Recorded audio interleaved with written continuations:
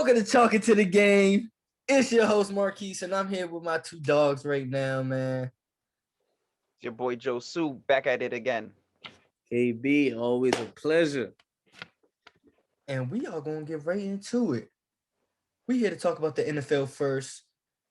Now, let me tell you, y'all see what the Patriots are doing. I know y'all see it. How I feel they bring Cam Newton back for a second go-around since some people don't believe in those. They signed him with some weapons. Now it's really time to see what goes on. I know we touched on it last time, but it's a lot going on over there in New England, man. What y'all think about it, man? KB, I definitely want to hear what you think. The Patriots had a plan. Bill Belichick and Kraft and those guys up in Massachusetts. Those guys had a plan, and I just had to go back and I looked at the moves they made. They signed Nelson Aguilar. They got Raekwon McMillan, Hunter Henry, excuse me. Yep. Cody Davis, Martavius Adams, my goodness. And they signed Cam Newton back. And they signed Cam Newton. So which means that they believe in Cam Newton. They believe in what they saw. But what do you believe? Do you think as far as Cam Newton back? I think Cam is a very capable quarterback. Yeah. I think that it was always his mechanics, what I saw with him. And at this point, there's no point in changing anything with him. He just got he's got to make better decisions with the ball. He is at this point, his mechanics are his mechanics. I'm telling you, can't change them. Some of my brothers is 4D. What else can I say? His mechanics are what they are, but he's got to make better decisions. I will say that. That's the main thing he has to do is make better decisions. Yep. Stop running with the ball, just throwing it to nobody. Again, it's making better decisions with the ball rather than fixing his mechanics, because now he's throwing with all arms, so his accuracy has to be pinpoint, and his accuracy was never pinpoint. And so he has to get better weapons. Yeah, and he's in a new system for the second year. He needs to do better, though. He needs to do better. Because remember, they signed him to only 1 year. I think he's second time it's 1 year. They don't really believe in him, but that's what I think. Look, it was a prove it deal. He proved it enough where they want him to come back. And now they're saying, look, you was out on COVID, we're letting you get back into your mojo. Let's really see what you can do now that you're back into a good system, for the second year, and you're healthier and you're able to, mesh with more guys. So this is his real prove it year. I will say that. I think this was a 1+1 deal. It's probably a 2-year deal, probably just a 1 year plus a team option type of thing. Man, I wish we thought about this for a lot of other quarterbacks. To the Washington football team, though, they're signing Fitzmagic. What's going on over there? I see they're trying to shake it up over there, quarterback, man. Exactly. Nothing. What y'all think on that? Nothing is happening. No offense, but nothing. We're gonna move on to weather with me because we're not gonna talk this. We're not gonna talk this food. Let's own the more positive things with the Washington football team. Can y'all get a name first before y'all get a quarterback? Okay, look, it's in the works, man. Time only moves as fast as it does. I mean, so at the end of the day, the Washington football team, they got a strong backup. I think that they're going to. I think that they believe in Heineke, but Fitzpatrick is a great backup just in case Heineke doesn't work out. Plain and simple. But Fitzpatrick is gonna have you on third place in the division. In that division, he could win that division. Yeah, I don't know. Not with Dak returning. Don't be disrespectful. Not he can win that division. Not with Dak returning. With our defense, first and foremost, with our defense. Time out. You think $40 million Dak is going to win? I hope they do for the sake of his contract. First of all, next year it's $75 million. It's 75. My fault. $75 million Dak. That's his new name. It's $75 million Dak for the people who don't know. $75 million Dak. Look, if he don't, $30 million in my opinion. 70. If he don't win a division, that is going to be hilarious. He's got to be number one in the division, and he has to be at least top 2 in the conference in order to earn that $75 million. But we're not going to get on top of that right now. Because he already earned it. He signed the contract. We got to see if he's healthy, how he starts moving off of that. So at this point, congratulations to him again. But we're talking about the Washington football team. We're going to move on to positive stuff here. Look, football team, we're at least going to be top 2 because of that defense. We're really stacked, and we're keeping adding each and every day. But, you know, I wouldn't be surprised if y'all just start selling off pieces. I mean, y'all always do something, though. How's your running right game? now, I only have the foresight of what I got. You know what I mean? Even if you have a solid defense like you do, but if you don't have a quarterback to actually beat the opposing team, like, what are you gonna do? Your defense can hold a team to like 20 points, but if your quarterback can't give you 25 points, what's the point, bro? You're still gonna lose. They still made it to the playoffs with no quarterback. First of all, it's the offense, and Antonio Gibson's a very capable quarterback. J.D. McKissick are very good guys. They can account for at least 3 touchdowns a game. Plus, you got a healthy backup or a good, solid backup in Fitzpatrick if all else fails with Heineke, which I'm not foreseeing it to do because I think Heineke's a very capable guy. I want to see how his mind works moving into his second full year. But Fitzpatrick is a guy that's ready to step in no matter what. And you've seen that Miami, you've seen that Tampa Bay, you've seen that in countless places, Buffalo, of course. Like, didn't he lose all those starting jobs? No, actually, some of those were taken, but most were given away. Yeah, like he had a 25-9 year, and it was taken from him. 25-9. That is a good year that's a wishful year for some other quarterbacks that we were talking about earlier. But at the same time, he's a good guy to have. Let's just put it that way. He just helped shore up the locker room. That's all it was. Man. Okay. So let's talk about AJ Green going to the Cardinals. That's just another added weapon. They're fixing that offense. That offense is gonna be OC. AJ Green, in that first of all, too. With D-Hop, AJ and D-Hop. Oh my gosh, you have 2 number 1s. Yeah, but AJ needs to finish his season though. He also has that problem of being injury prone. He also played at Cincinnati. But I don't think he wanted to play just because he played at Cincinnati doesn't mean like he was not gonna get injured. He's wide receiver, so you're gonna get games. I ain't gonna lie to you, especially if you're the number 1. It's not too many people that you had to worry about at Cincinnati, but AJ Green. Yeah, they were coming for him at some point. So I'm just letting you know, there's not too many people you got to worry about on the Cincinnati, but AJ Green. Well, let's see. Another story for another day.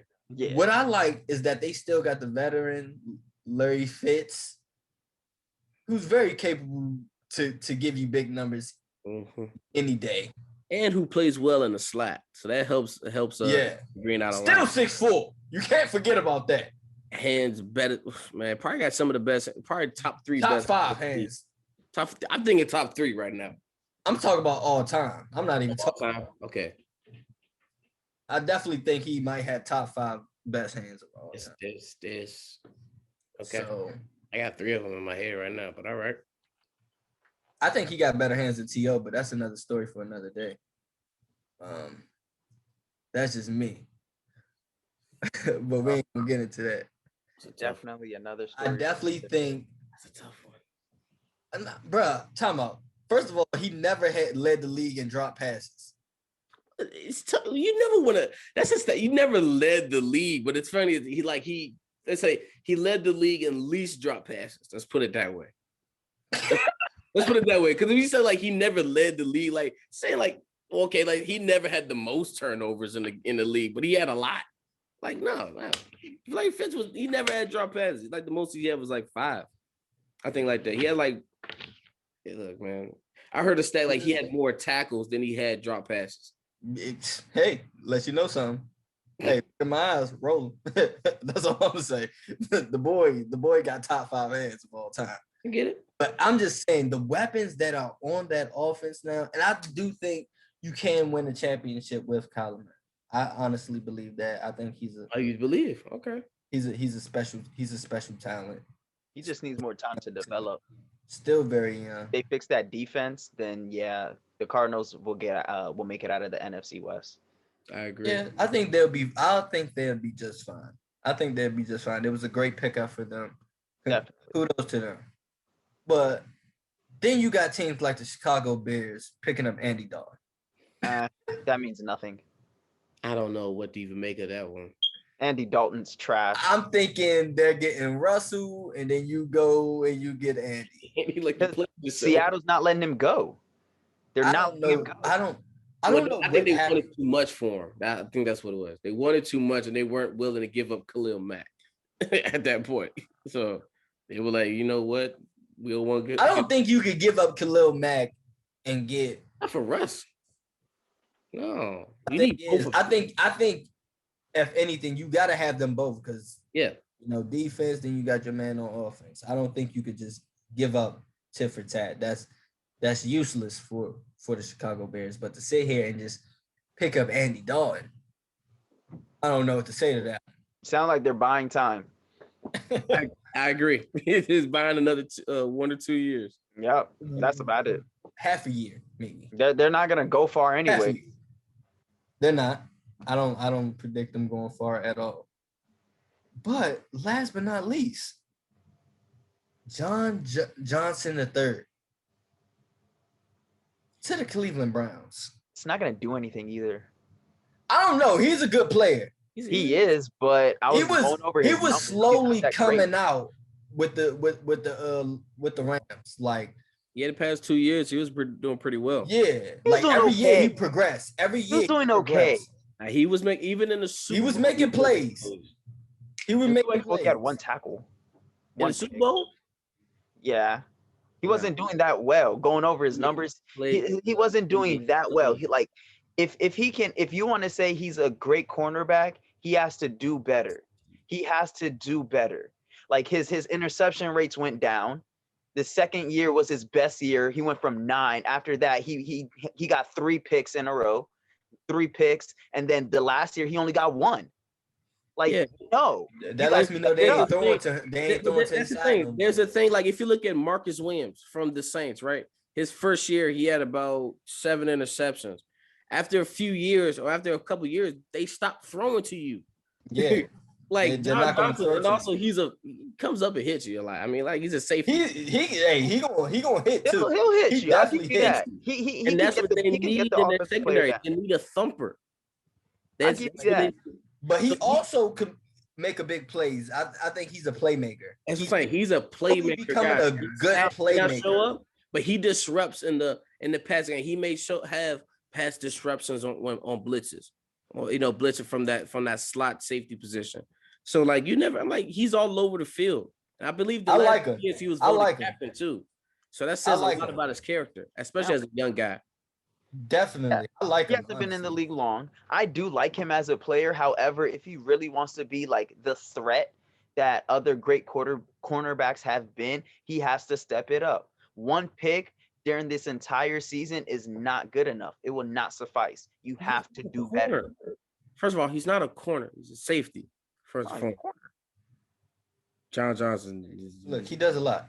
Yeah, you want to know why he does? You want to know why you thought he was a corner? Because he's a playmaker. Yeah, that's really like I said, he's a great player, but he got to step it up. At the end, I hear what you're saying. If you look at purely, if they don't throw to your side, you can't do nothing about that. Dude makes plays, bro. He makes plays. I'm sorry. When you have a playmaker, you can't do anything about that. Yeah, especially your front four is swallowing up everything that comes into the 10 yards and under. Anything that gets past that, you're almost surprised at. So if you ain't making much tackles, that's a good thing. What was the Rams defense ranked as? Because you don't want your safety cornerback. You don't want them making tackles. Because first of all, that lets you know the ball is getting the 10 yards up. No, I'm not saying he needs to improve his tackling skills. I'm not saying that. Interceptions. Aaron Donald had 10 sacks last year. Michael Brockers probably had 8.5. You had guys like I'm blanking on his names, and Bukum, who probably had at least 7.5. So that you working on at least 30 plus sacks, and like that defensive line and that defense is causing disruption. So if the cornerbacks aren't getting that work like that, or those safeties ain't getting those deep passes, it's probably a good thing. Think about it. There's two ways to spend that. I just need him to improve. You're doing good, but you got to improve as well. Dude makes plays. I mean, especially the way that the Browns have played last season. So them signing John Johnson III is actually a good thing for that defense. But I really need him to step it up compared to what he just had this past season. I believe. I think it's going to be. He's going to have a great year in Cleveland. I think even with this being his first team, I think him just being a playmaker, just being able to be out there and make plays is going to benefit the team. So I'm excited to see what goes on for that. Definitely. So let's get it. We're back with the NBA. PJ Tucker to Milwaukee. I honestly love this pickup by them. You do? I think they needed somebody for that defense, and he's also capable of hitting that 3-point shot. I think that gives them another solid defender who's going to produce on the offensive end as well. He's a veteran guy. He knows his role. He could bang down low as well. I like it, to be honest. I think PJ Tucker is one of those guys who could really fit in any system. And he could really help take a playoff team to the next level. I ain't gonna give him all that now. He's one of those glue guys you need. You see what he did for the Houston Rockets when they go small ball and stuff like that. It's hard to find a guy like that. It's not easy. Yeah. Sit here, play defense, bang down low, and still hit the consistent 3-point shot when you need it. He's a lot more valuable than what people really think he is. He brings so much to the team. Well, to say that he hasn't produced as much then. I mean, his teams haven't gone past second round, maybe. Not at all. And the funny thing is, if you're talking about he's the glue guy, none of the blame has been put on him. All has been put on James Harden, especially with the Rockets. Even when he was with the Suns, he ain't putting no blame on him. It was young DB at the time. He also to be fair, James Harden never had the best playoffs either. Of course, I'll give you that. So it's a little different. But did PJ pick his up, or was he? So let's say he averaged. I want to say he averaged maybe 14, 15. Maybe 16 is probably some of his best years, right? Did his playoff points per game pick up or something like that, or am I tripping? He played better in the playoffs than he did in the significantly though, or is it he played harder? He played better. He strapped up. He did everything he was supposed to do that he was asked to do in the playoffs. All right. Well, I respect that. And being how when you see James Harden play in the regular season, you don't get the same James Harden in the playoffs, and that's why the focus shifts. Yeah, James Harden doesn't play nearly as well as he do in the playoffs than he do in the regular season. Y'all can't sit here. Some games he has choked. I give you about 5 games, especially those games where they were up and they lost the leads. Like those games, I get him. But for the most part, he's had he had a pretty good playoff career. Like he's definitely up there. He has an okay. Dude's averaging up there, but he has certain games where he doesn't play well. A lot of superstars have that. I'm not going to sit here and say a lot of superstars have games. They do. Superstars don't play well. Curry hasn't played well in some playoff games as well. His is really, really it's because he's overshadowed. Especially since you don't win. If you don't win, they don't throw those games away, right? That's the thing, because they didn't win. But just to stay on top about the PJ Tucker, I'm not sure if that's what they needed. I thought they needed more of a shot creator type of guy. But to get the ball out of Giannis's hands. But PJ Tucker, he is a glue guy. I don't know if I'll give him that much credit as you did, but he is a glue guy. And I think that he will be successful for that team. I still think they fizzle out at the conference finals, but that's on me. That's my opinion. I think that shot creator is Drew Holiday. That's what they brought him in there to do, is create shots and opportunities for other guys and get to the basket and to finish. He's one of the most underrated players in the league. I give you that. In my opinion. That's why he's there. So the shot creator, if the shot creator and Drew Holiday does his job, they should be fine. Another two-way guy who can get to it on the defensive end as well. What's he doing this year? Let me look at it. And the thing is, they're trying to figure things out in Milwaukee. They're testing different like systems for defense and they don't have time to do that. Like, this is one of their moves just to test things out. This isn't really going to do anything for them, especially in the long run. It should have happened. Testing this 5 years ago. You're trying to win. It's not. I'm not. It's not so much of a test to see like where to move next year. Is to see what offense is going to be the most effective. What defense, or how we run a defense, how we trap the pick and roll. Are we trapping the pick and roll? Are we hedging? What guy's going to do what? It's that type of testing. It's not of next year or this year and that year. It's not that type of test. I get you. I will look up his stats this year. He's played 31 games, 15 and a half points, 4 rebounds, about 5 assists. And he's starting okay. I mean, he can do better because you definitely want your guard to score more than 15. Yeah, I mean, his win share is about 3 right now, which is, I guess, okay.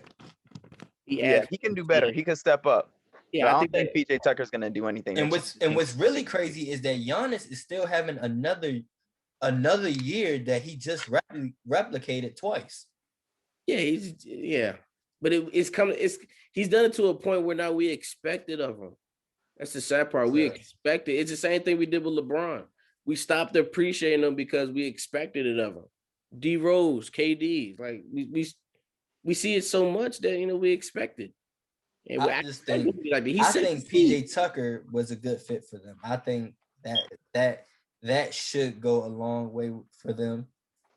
I think they should be able to get over the hump.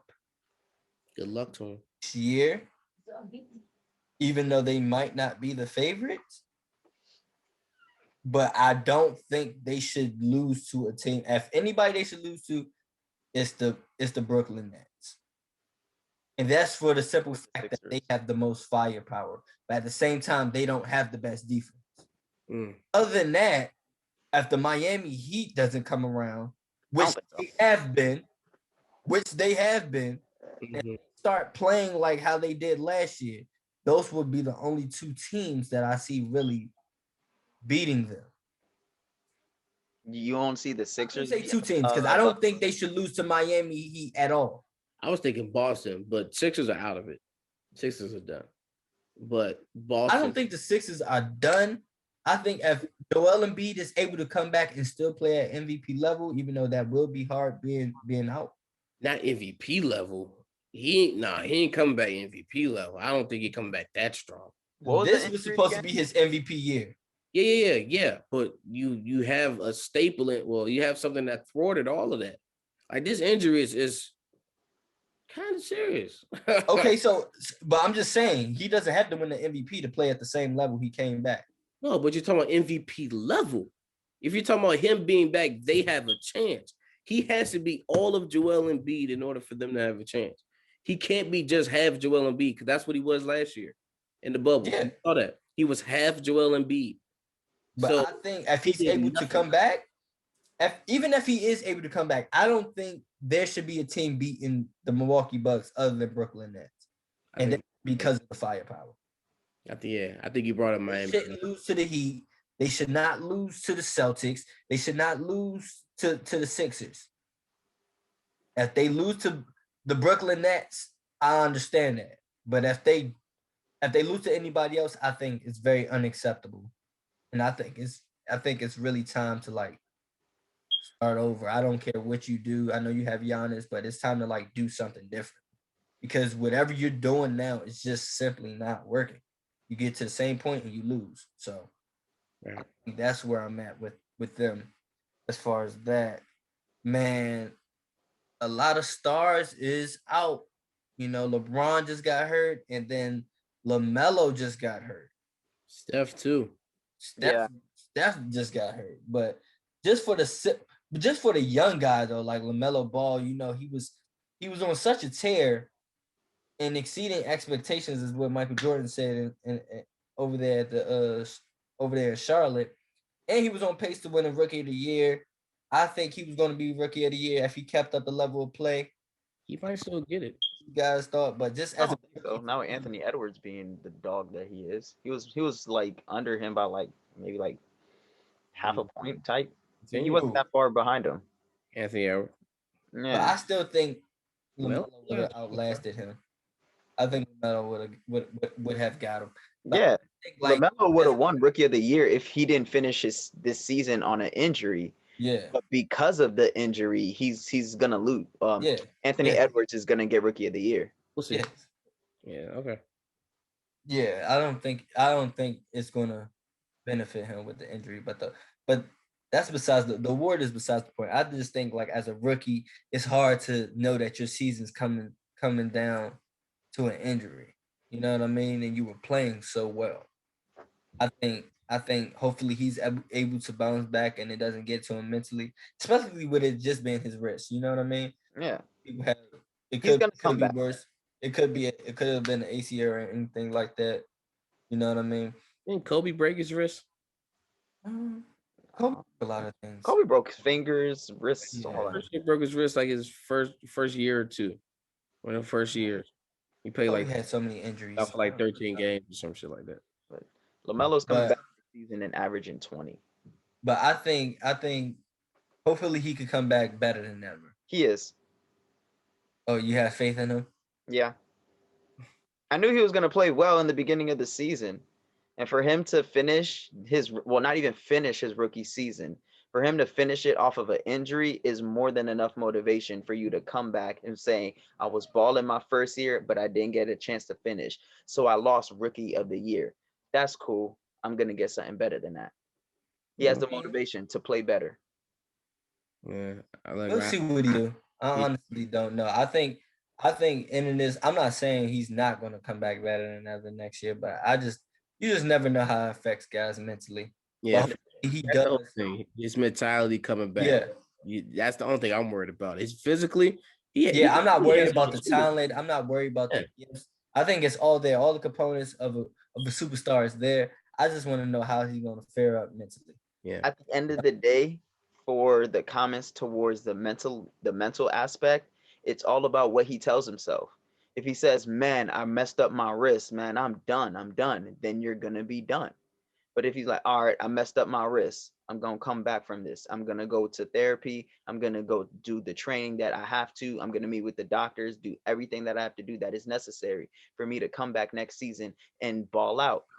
Well, and it's I not really even believe that he will get it done, especially with the team that he's on right now, a young team that is balling, that's doing very well. Of course, there are holes that they're going to fix, but it's there. It's there. I think it's more confidence within himself, like as far as his jump shot. Like his jump shot is already unorthodox. So as far as like his wrist, I'm not sure whether it's right or his left wrist, but either way, it affects your jump shot. So for him, I mean, like it could be more simpler than and can I still play the game or anything like that? It's more like, all right, I'm missing 4 shots in a row. Should I tweak it a little bit? You know, am I pulling to the left a little bit? Am I pulling, am I spreading my fingers enough?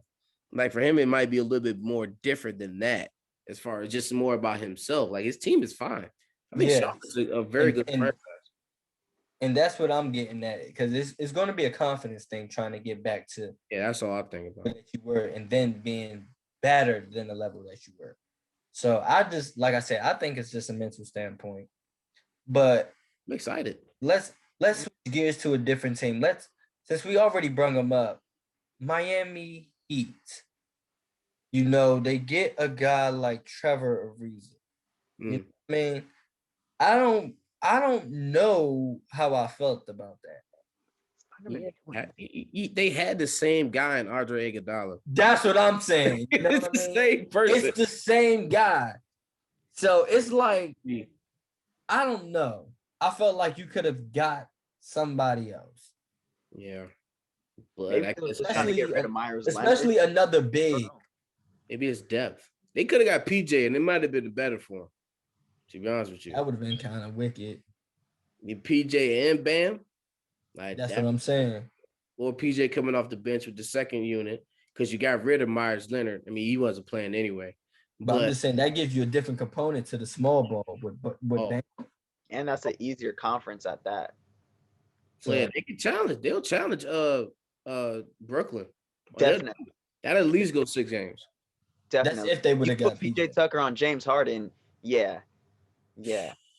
That's why I said he's a bigger. He's more valuable than what y'all think.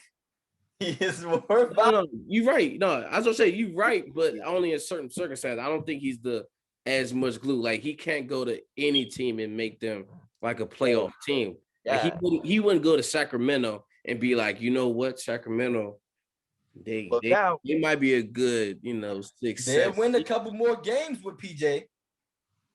Yeah, but is PJ really gonna lead them to that game? Is he gonna be? I'm not gonna sit here and say. The thing is, I'm not saying like he's like this vocal leader or anything. All I'm saying is he's gonna come in, he's gonna do his job, which is gonna make it easier for other players.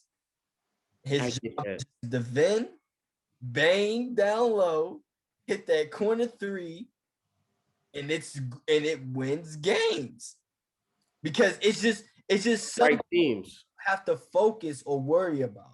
On the right teams, it works. On the right team, it's crazy. Yeah, but on some of the teams where it's just not, that's not where he played at, it didn't work out. So that's the thing. It depends on what team he's at. Like early in Phoenix, he had to learn how to be in. Well, like when he got to Houston, that's when his niche really came about.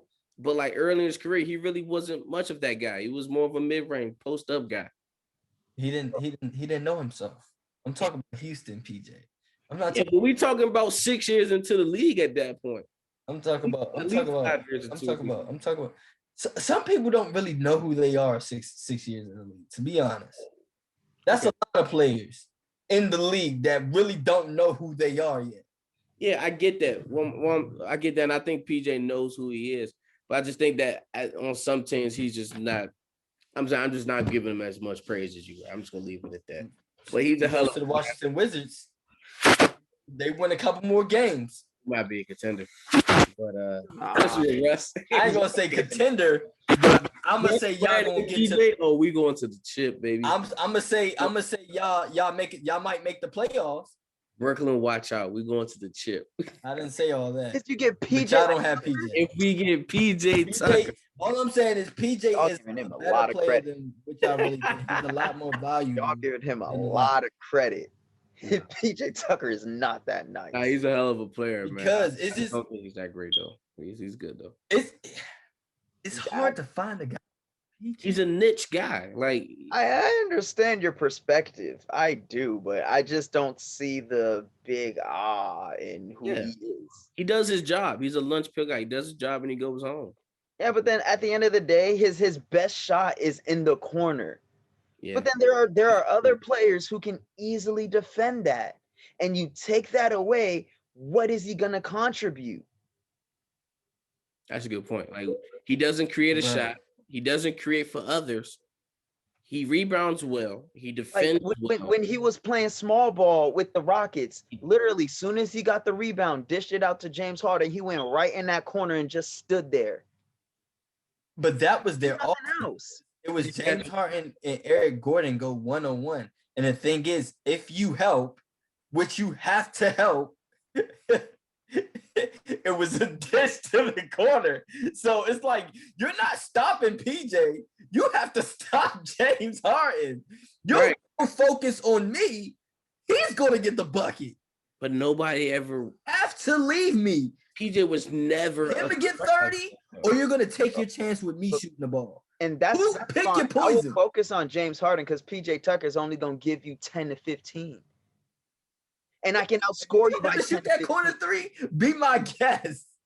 If you rather depending on who's on my team, I could put somebody on him, and then he's not going to be a factor. The thing is, though, you're not playing for PJ. You're playing for James Harden. That's the whole point of it. He I understand that. Do nothing but sit in the corner because you have to go help.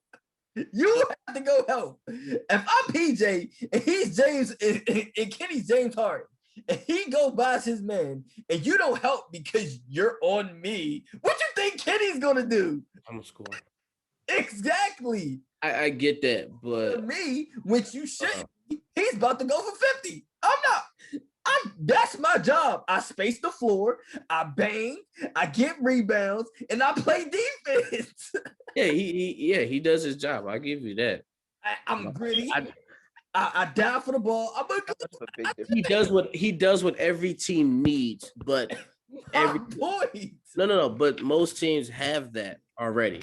So when I say that he won't fit in or he doesn't, most teams don't need him. That's what I'm saying.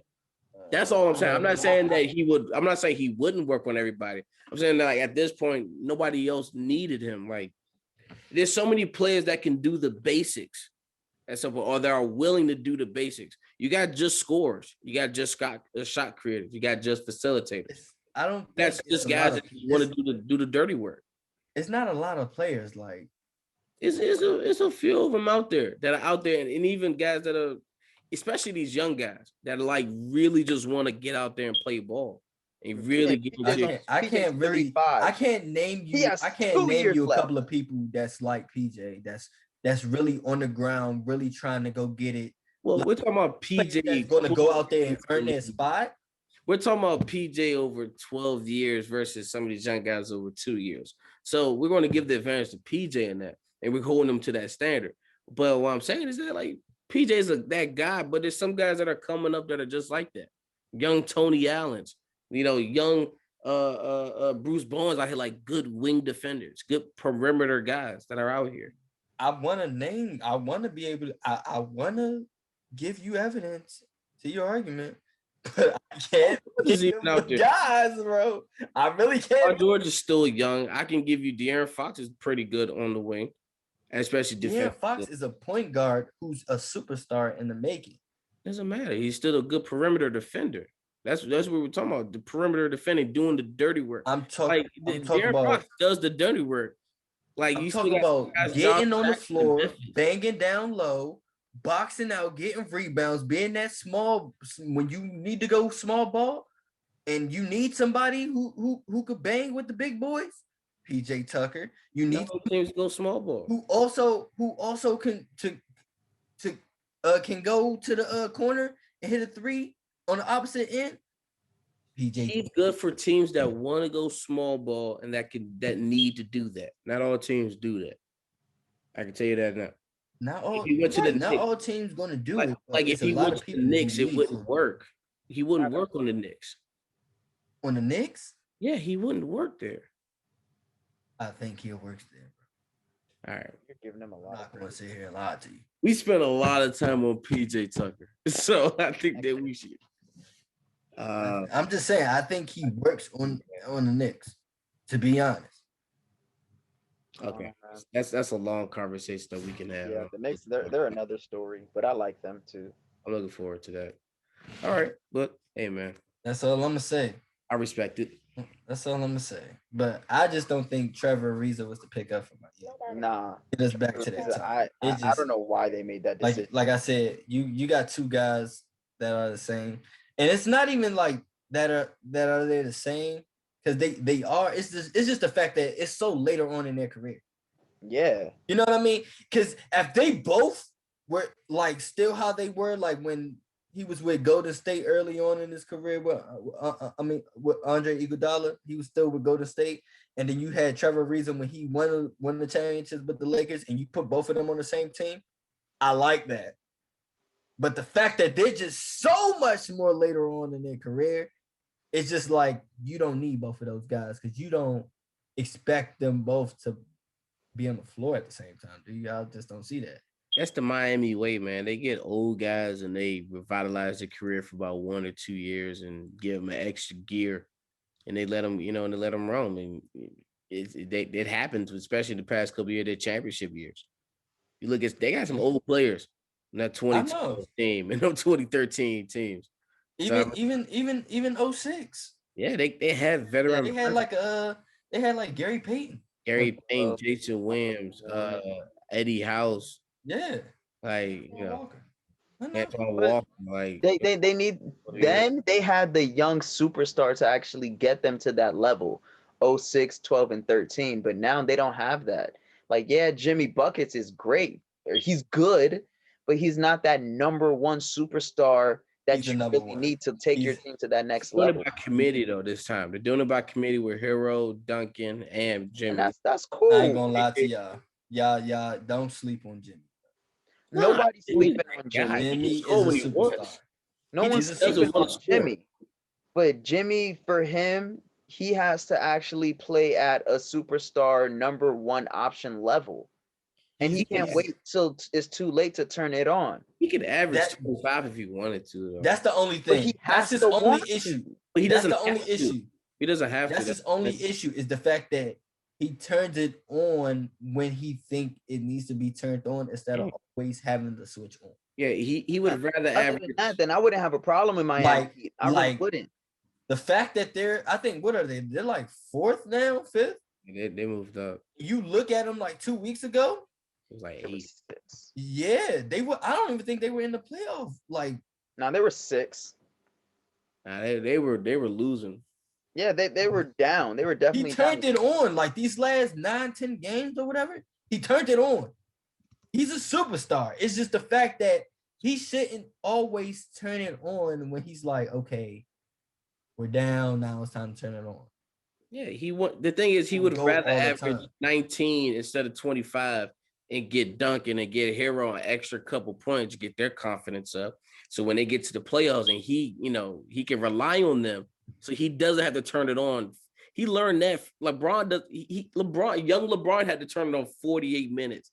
I think that Jimmy's like, I don't have to be on for that long, knowing that I got people around me like Duncan and Hero that can make the three as good as they can. But the thing is about this team though, that worries me is the fact that Goran Dragic is not playing how he did last year.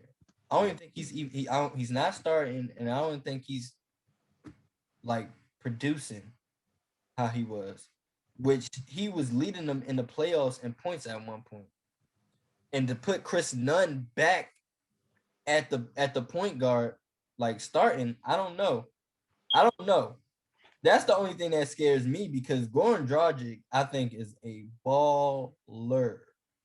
He is. I've liked him since his days in Phoenix. So young days. I don't know. So that's the only thing that scares me about that team is like who's really running with Jimmy. I know, of course, Bam is running, but like other than that, it's like it's tough because you don't hear too much about Duncan no more. But like you said, it's not the playoffs yet. You never know what a team is going to do until them lights is on in the playoffs. So. Mm-hmm. Speaking of playoffs, I would say speaking of playoffs and the excitement, what y'all been thinking about this March Madness that's been going on, man? Definitely. I was just about to hit on that. First, I would like to talk about the women. Oh, man, they just got a nice upgrade, man. Can we please shout out to the women? Have some equalness. Just like can they stop like treating women anything less than? Why did they do that to their weight room? Come on, like know better. You know better. You did it anyway. Like we definitely got to start like watching women's games more because I feel like the way they treat the women is because they're not having as much views as the men are. Because everybody, anytime you think of basketball, the first gender you're gonna think of is the men. I watch women. They get it in. All right, that's cool, but bro, you're one out of 10 people. My thing is though, like just give them the right equipment. Like their weight room shouldn't be like that. That's despicable. And then it's trash the way that they're for making the tournament. Come on, like why? You at that point you shouldn't have gave him nothing. It's kind of crazy how they had to take it to social media just to get an equivalent right. Anything, man. They didn't get nothing actually. I don't think NCAA hasn't made no adjustments. No, they got a bigger space. Yeah, they gave him a weight room. Yeah. Oh, they gave him a weight room? Yeah, they gave it. I didn't see that because usually somebody will say something, but I haven't seen it at all. Nah, some young ladies they posted a video saying, thanks to NCAA. I don't know if it was to be honest with you, I don't know if it was a sincere thank you. It's probably more of a, about time type of thing. Yeah. But at the same time, it was very spacious. It was a nice weight room, though. I will say that. Yeah, I would love to work out there. I mean, they deserved it. So they did. But all the hard work. Just to fast forward and talk about the actual games and the upsets, I think Oral Roberts. That was his first shocker. That was one of the first ones. It's really not a big shocker as people really think. You should expect this during March Madness. Because March Madness is always going to be March Madness. Because I think the biggest shocker was Loyola Chicago. Their biggest shocker to me than Oral Roberts. And this is why.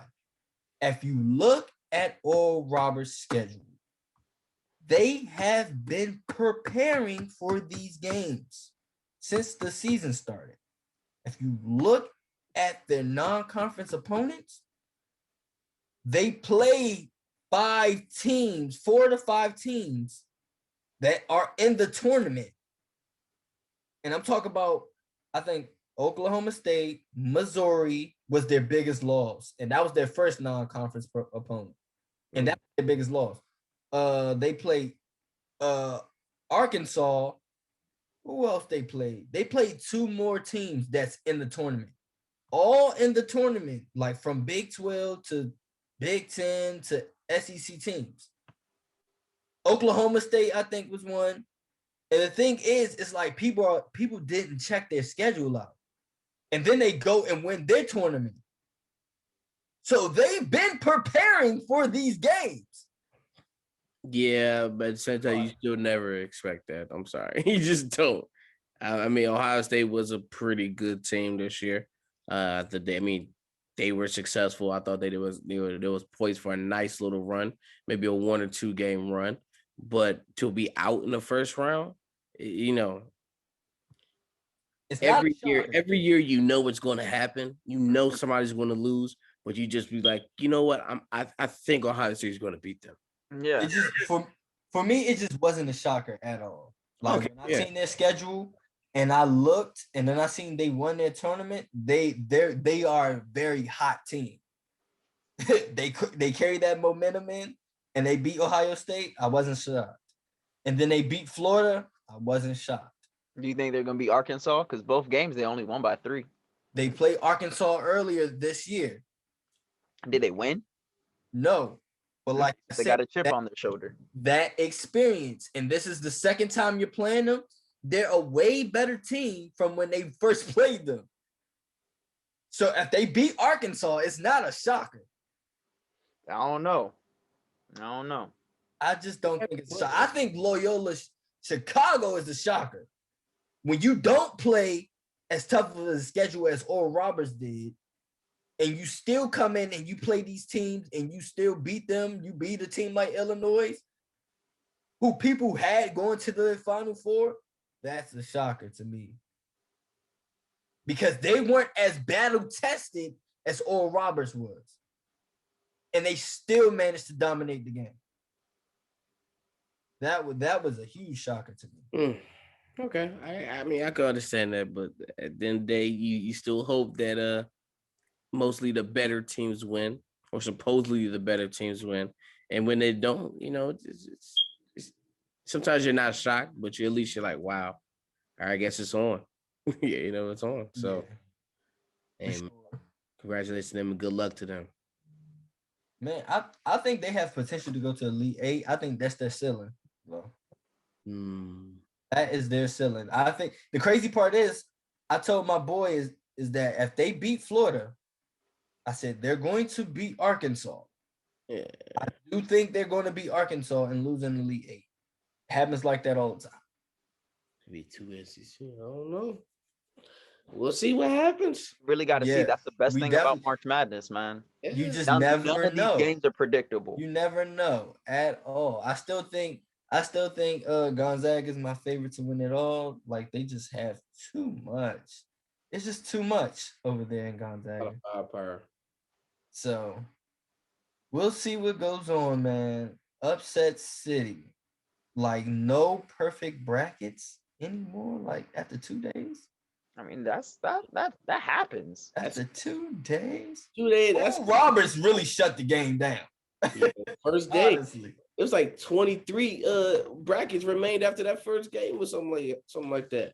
Something crazy. After that, it was just ridiculous. Literally. I've never seen like so many people brackets dwindle so fast. But that's the best thing about March Madness. I know, right? That's why I stopped making brackets though. Too much stress. But that's the beauty in it. That's the beauty in it. You make these kids are gonna and you still can't never get it right. That's that way you put money on it. You still can never get it right, man. I swear. Honestly, literally the only way you could possibly get it right is if you choose the underdogs. It's always the underdogs that's messing up everyone's brackets. Somebody did that and they made like $30,000 off of that. You know? I think I saw a video on Bleacher Report today or something like that. He bet. He bet. Oh yeah, he bet on all underdogs though. Yeah, like Albany Christian and all of them. Albany Christian. He put 10K. He put 10K up and made 33. I've seen it. It's a hell of a come up. You know what I'm saying? 23K as a come up. Come on now, man. People put together that stimulus pay. It was like, you know what? We gonna put this together. That's definitely what they did. They put that stimulus together, man. They said, hold on, we getting checks out here. We getting money. Ooh, yeah, let's go ahead. He said, I got something for y'all. We put that money. Let's do it. Put that stimulus. Put that stimulus under that boy. That thing back. But man, it's been good talking with y'all, man. This is another episode coming to the end. You got TTG game. Y'all go watch some March Madness, man. Watch women's March Madness. Please do. Support the women more because this is getting ridiculous out here. Like I said, I'm your host Marquise, and I'm here with my brothers, man. It's your boy Joe Suit. KB, you already know. We out. Peace. Peace. Thanks for listening to another episode of Chalk It to the Game podcast. You can find us on Instagram at Chalk It to the Game, Twitter at Chalk It 2 the Game, as well as YouTube at Chalk It to the Game channel. You can also catch us on every platform where you can find your favorite podcast. Just search Chalk It to the Game and enjoy.